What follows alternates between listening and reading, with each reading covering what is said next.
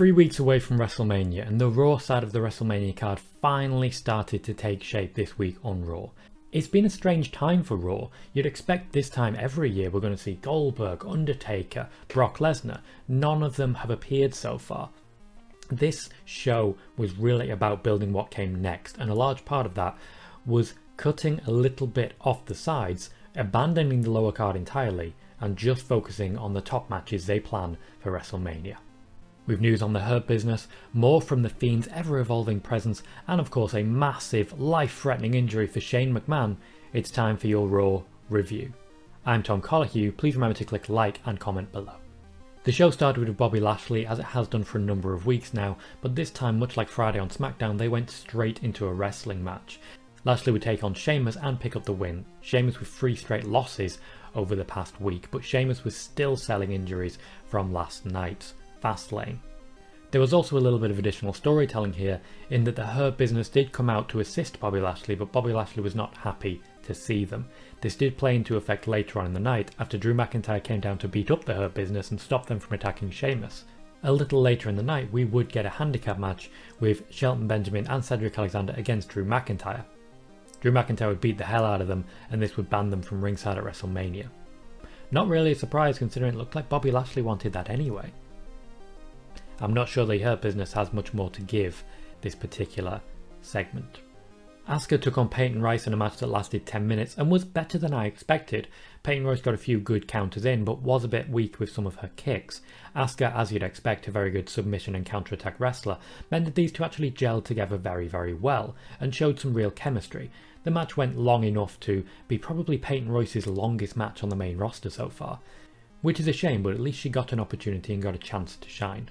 Ultimately though, after the clean win for Asuka, it all became about WrestleMania. Peyton Royce vanished, as you'd expect. Rhea Ripley made her appearance, challenged Asuka at WrestleMania, and the challenge was accepted.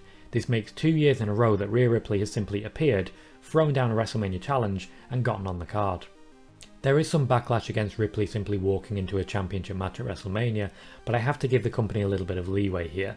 They couldn't predict Lacey Evans becoming pregnant, they couldn't predict Charlotte Flair getting COVID, so ultimately this is still delivering a good match for us, even if it definitely wasn't what was originally planned. I'm excited for it. That wrapped up a very good first hour, but when it came to wrestling quality, the second hour wasn't half bad either. The Miz took on Jeff Hardy and beat him clean within 4 minutes. This was to build towards what is now a singles match between The Miz and Bad Bunny. That is largely because John Morrison is still struggling with a bit of a back injury, so we can't guarantee that he's going to be at WrestleMania. Damian Priest will miss out, but will still be featured quite heavily in it. He didn't feature this week. Instead, after the match, Bad Bunny attacked The Miz from behind with a guitar, revenge for last week, and then celebrated the fact that he is going to WrestleMania.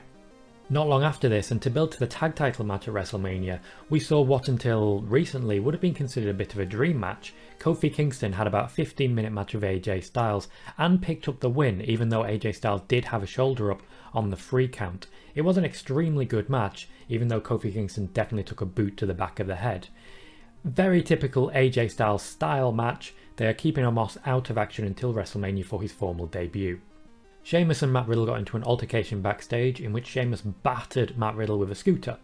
Looks like that's going to be a United States Championship match, and fitting reward for Sheamus, who's done a lot of very good things over the past few months. He deserves this chance. Mandy Rose and Dana Brooke had a non-title opportunity against the WWE Tag Team Champions Nia Jax and Shayna Baszler, with Naomi and Lana at ringside.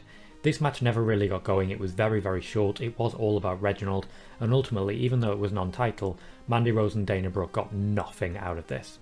It does look like we're going to see either a 3-corner or a 4-corner at WrestleMania for the women's tag team titles, with Naomi and Lana definitely involved, Natalya and Tamina looking very likely as well, and potentially Mandy Rose and Dana Brooke also. Braun Strowman beat up Elias for the second night in a row, and also got a few good hits in on Jackson Riker.